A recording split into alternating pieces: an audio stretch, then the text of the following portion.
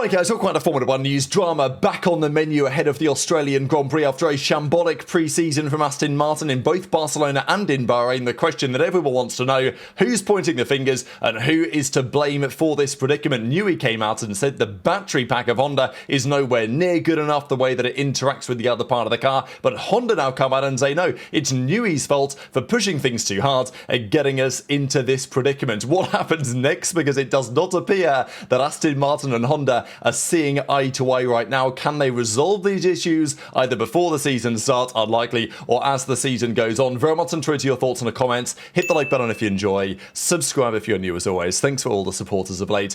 Let's dive right in. Firstly, I don't like giving updates on the Madrid or whatever, the Madrid Grand Prix, because I think it's going to be a terrible track. But this is the trophy for the winner, and it's based on that turn 11, right? So this is the turn that they're all going on about, this parabolic corner which is banked and all this. They reckon it's going to be spectacular, whatever. They're basing the trophy off that corner, so it better be good, right? It's better be one of the best tracks in the history of motorsport, or one of the best corners anyway. Unlikely. This is the Cadillac. Now, we are expecting the Cadillac to be at the back of the grid. I think they will be at some point. Maybe at the start of the season they'll be ahead of Aston Martin. I don't know how long that will last. We'll discuss in the coming minutes. We're expecting Cadillac to be seconds off the pace, but probably not an absolute embarrassment, which is better than some predicted, let's say, especially when Andretti was the name of this entry. It became Cadillac, and it's now TWG alongside General Motors. TWG own Andretti. They're still kind of part of it, but when this was led by Michael Andretti, that's when Formula 1 said, no thank you, you guys are going to be at the back of the grid, not going to be competitive, nobody's going to care. That did help them buck up their ideas to a certain extent. They came in with a more compelling pitch. Now that's become a reality. But it is interesting that they're naming the chassis the MAC 26 after Mario Andretti. So I thought it was quite nice to see that while the Andretti name is gone from the entry, kind of, it's still there in some part. So that was an interesting point. Of course, powered by the Ferrari power unit. And we've talked a lot about Ferrari over recent days. Just a couple of quick updates on that. Discussions on their concept. It's got nothing crazy. It's conservative and it's clean at the front end, but it does mean that the central and the rear section can be more predictable, maybe because you know what's happening at the front. The more sophisticated work is concentrated at the rear. Possibly they will make some advancements on the front end as well when the season gets underway. Little bit unclear where Ferrari are right now in terms of the weight of the car, which is a question mark, because that special rear wing, the inverting one they introduced, that will add some weight over the more standard approach, so we'll see if they bring that back or whether that makes much sense. There was a little update here on this diffuser package when they've got this little, well, I mean, I don't really know how to describe it other than rectangular piece of metal behind the exhaust to give you this kind of blown effect where it's going to force some of the airflow upwards, help drive some of the diffuser air further upwards as well, generate more downforce. There's been talk that this single piece of metal could be worth half a second a lap, which is a lot and will be a big factor for Ferrari this season. This is not something that other teams can just slap there and copy, because the ability to be able to do this in a very bodywork restricted area is only possible because of where they've placed their rear differential and their gearbox, that other teams apart from Haas will not be able to copy this idea.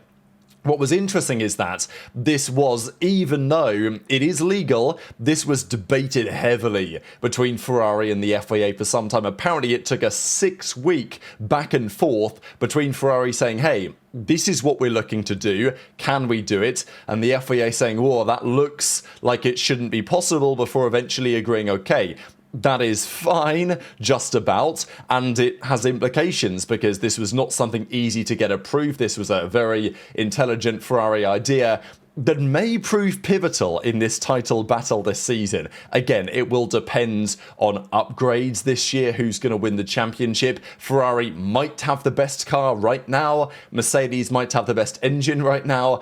That may not be the way that we finish the season, and it's a long season, 24 rounds, tons of sprint races. There's a long way to go. The season's not even started yet. McLaren, can they defend their title again? They've now won the last 2 Constructors' Championships, but like as defending champion in Norris, It's difficult to have seen as much change as this from one year to another. McLaren looked destined to win the drivers last year before Max made it very spicy going into Abu Dhabi, and McLaren didn't help themselves either with various decisions they made. But McLaren not expected to start the season on top. Some have them second, some have them third, some might even have them fourth right now. The car is definitely overweight, and that's what Andrea Stella says. They're bringing some small aero updates to Melbourne. Other teams are likely to bring more upgrades to their car than McLaren are. We believe they had a more advanced version in testing than other teams have, with further upgrades on the way, more so for other teams than McLaren. But the car is definitely heavier than they would like. They're trying to bring that down and continuing to work on those important issues. So McLaren say that we're third at best. No one wants to be considered the favourite, so take it as you will. But Andrea Stella says McLaren will start the season on the defensive, then play on the counter-attack. Ferrari and Mercedes seem ahead. We will find out how much by next week. The Melbourne car will be the same with only some small updates. We want to progressively go under the weight limit and understand the power unit because they getting this updated Mercedes version for the start of the season proper. So that's the McLaren situation. I think they should be in the mix. There's definitely some level of technology and advantage that they had last year with some of their brake duct design and their suspension that they've brought over. The components are like all different, but seemingly they had an advantage in certain areas of understanding over the last couple of years of the regs that made their car the best at the end of the ground effect era. I imagine that kind of technology will still be relevant going forwards, but there's so many other complicating factors of the massive changes that we have right now that they're not favourites precisely, and Lando should be in the mix, as theoretically should Oscar, but they're certainly nowhere near championship favourites as it stands, which again, it's especially tough for Oscar because he kind of had one hand on the championship at one point, and then of course it very swiftly fell away from Baku and beyond. Red Bull will bring changes to their car.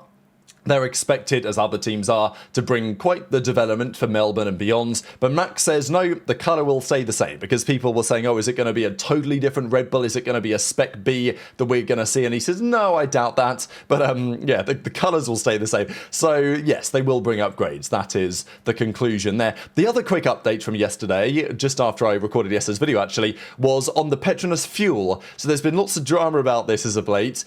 The fuel suppliers and whether they're going to get the fuel homologated in time so it passes all the relevant FIA tests, and there was some drama about this because it looked like Shell's fuel for Ferrari was confirmed. I think Red Bull got theirs confirmed as well with ExxonMobil. I think Audi got theirs confirmed too. But Petronas was not yet approved, although they still had some time, but we are only a week away from hitting the track properly at the right time. So it looks like Petronas have left it pretty late, but according to rumours, it's okay, it will be approved, it ticks the relevant boxes. It used to be a very quick process to homologate a fuel. You just look at the fuel sample and then see how it burns or whatever, and then see what the emissions are and whether it ticks the boxes. Now, because it's got to be 100% sustainable, the whole process has to be carbon neutral, or however they test it. This is months in the workings to make sure that it ticks the boxes. So, but the teams wanted to push it as late as they could because then they can keep developing the fuel. And Petronas, we think, are using some combination of e-fuels, synthetic fuels, and some sort of biomass-related fuel that the Ferrari guys are doing from relevant feedstocks. Or the Shell guys are doing for Ferrari. It looks like Shell are on one side of the conversation. Aramco with Aston Martin are considered to be very much on the other, synthetic side. Petronas somewhere in the middle.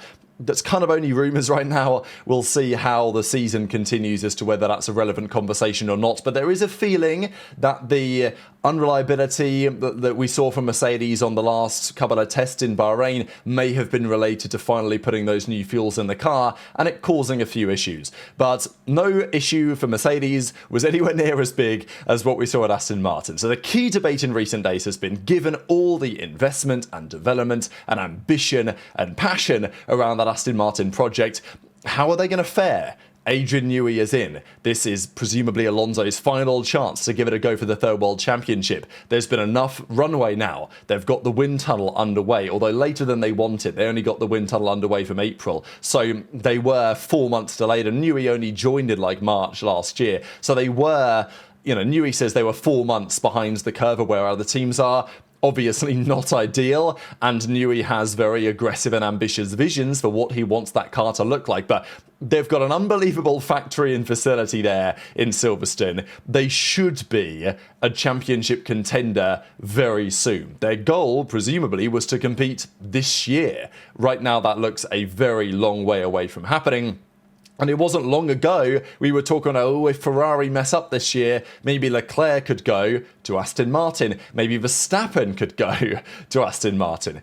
But understandably, Verstappen was wary just to say, okay, let's see how you do in 26, then we can maybe have a conversation. But because given Newey's there and there's lots of resource and infrastructure and investment and ambition, of course, but it's not translated into success right now. Their test in Barcelona lasted only a few laps when they finally arrived on the final day. The car, I still think, aerodynamically, the Aston Martin is maybe the most interesting car on the grid. It's certainly right up there. It's a fascinating package, the side pods, the undercut, and all of it. It's so...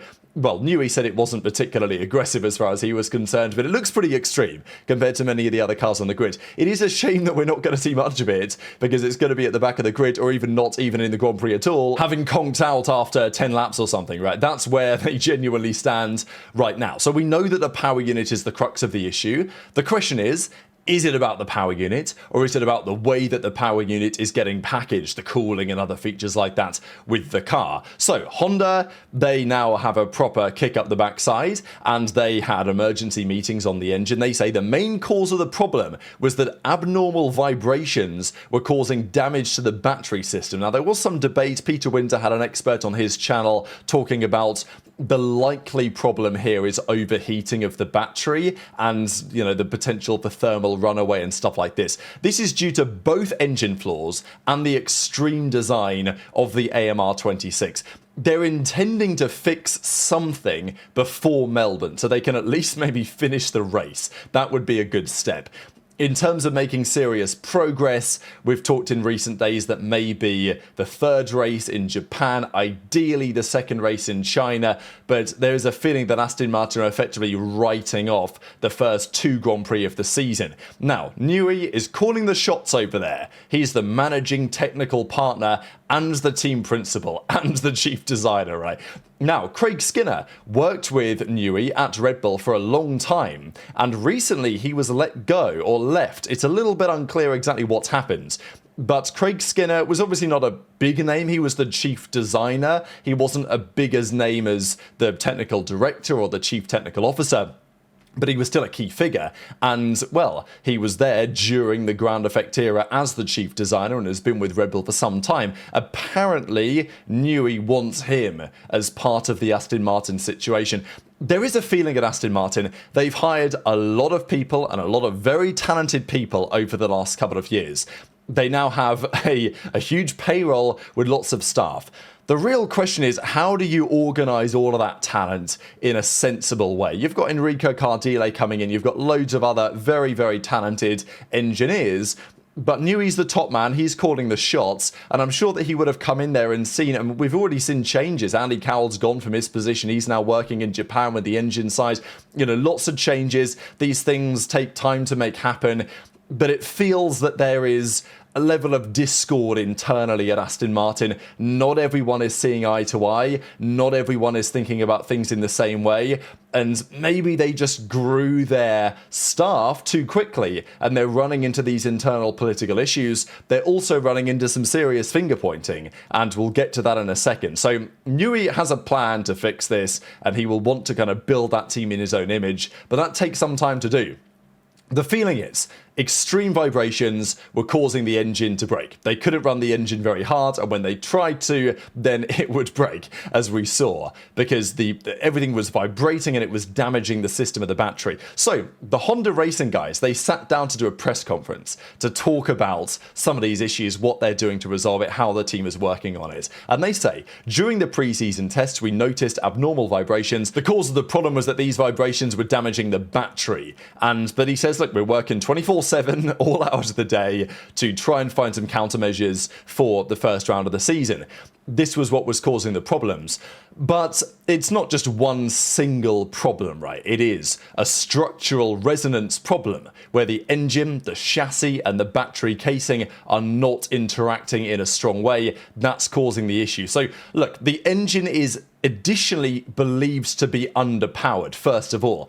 Let's not forget, Honda left F1. They shut down their engine division. They were like, okay, yeah, we've made the engine to Red Bull for a few years. We'll keep supplying them for the ground effect era. After that, we're done. So in 2021, they were out of there. They shut everything down. They started closing the factory down. Loads of their staff left. They went to Red Bull powertrains, among others. Then in 2023, they were like, actually, hang on a second, F1's looking pretty good right now. So maybe let's get back in. Let's spin up the engine program again, but not with the same people as before. And yes, Aston Martin wanted a works partnership, understandably. But going for this Honda with what's happened with them over the last few years, and also the feeling that the MGU-H, where Honda had a really strong understanding, that's gone from these regulations. So there's a lot of reasons why this was going to be somewhat problematic, and it feels like the engine is underpowered in addition to some of these problems. But again, what is the crux of the issue? Is it multiple factors? Probably the answer there is yes. There's a feeling that Aston Martin also didn't have the facilities themselves to do virtual track testing, so they had to do that with Honda at their Sakura base, which is probably not ideal.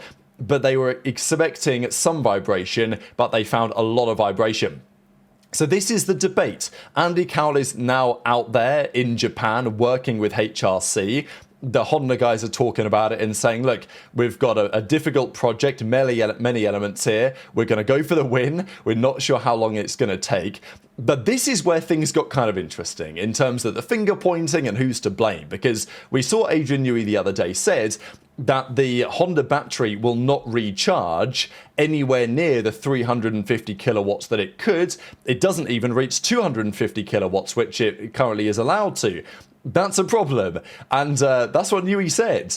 But the Honda guys say, oh, to be honest, I haven't heard anything about that. It's like, are we not testing the engine, guys, right? From what I've heard directly from him, he doesn't have an opinion on the matter either. So, little bit interesting, for sure.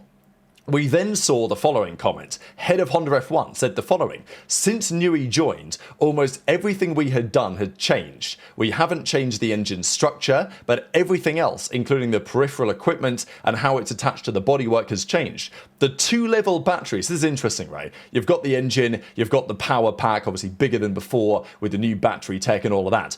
Now, Newey, it seems, wanted that battery separated over two levels for packaging benefits, I would imagine. He told us, can you do it like that? And we were running out of time. So to me, this is the key statement and conversation of the day. Newey came in and, of course, wants things to be, as he always would be, very aggressive and extreme in terms of packaging and in terms of cooling, because if you can package everything as tightly as possible, you can limit the drag, you can make the car go faster, and, Newey's an artist at the end of the day. He wants it to all work in harmony. So the question is here, Newey comes in and has a list of requests and says, okay, I want to change this, I want to do that, this is my idea for the car, can we make it work? And the question is, has Newey gone too far in these elements? Has he taken too much risk? Clearly the answer right now seems to be yes.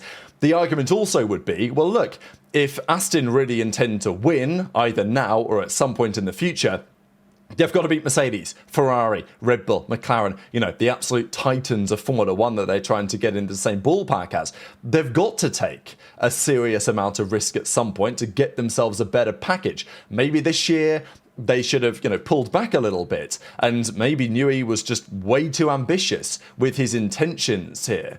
But equally, if Newey goes to Honda and says, hey, can we do the battery over two levels? And they say, well, yeah, sure, Adrian, I'm sure we can make that work. But really, they can't, or it's too ambitious, or they're not going to be able to achieve it in time, because even he says that, right? Newey came to them and said, can you do this? And they said, well, we're running out of time. So that's the question, right? Were Honda not forceful enough in the first place to say, Adrian, look, no, we can't do this, at least not reliably. You're going to have to find another solution. But instead, Newey pushed and pushed and pushed, maybe too hard. I don't know. He's got experience working with Honda, obviously. But as I say, that's a different Honda to the current Honda they're working with. And yeah, this is just why there's some discussion of Honda not being the easiest partner. Again, Newey is also not the easiest partner by any means. I think there was always going to be some level of friction here, but I just am fascinated to understand how those conversations have gone, right? Is this a matter of Newey being way too extreme and aggressive in his own designs and his team's designs that wouldn't work with any kind of power unit, even the others that could be put in the car? In which case, the criticism of him is justified, right? And that's kind of what Honda are leaning towards here. But also, is this Honda's fault of not pushing back hard enough and saying, oh yeah, we got that, Adrian, don't worry about it, we got you. And they're not delivering. And now we've got all these problems. So yeah, it's a big debate. It doesn't appear that it's a great working relationship as it stands. There was some continued discussion as well. But that was the crux of the matter, right? That, yeah, problems at Aston Martin, can they resolve it in time? Right now, it's not especially clear. So very much intrigued to your thoughts on all of this stuff in the comments below. Just a quick final look at the last Grand Prix wins of any driver on the current grid. Hit the like button if you enjoyed. Subscribe if you're new. Take care. And I'll see you next time.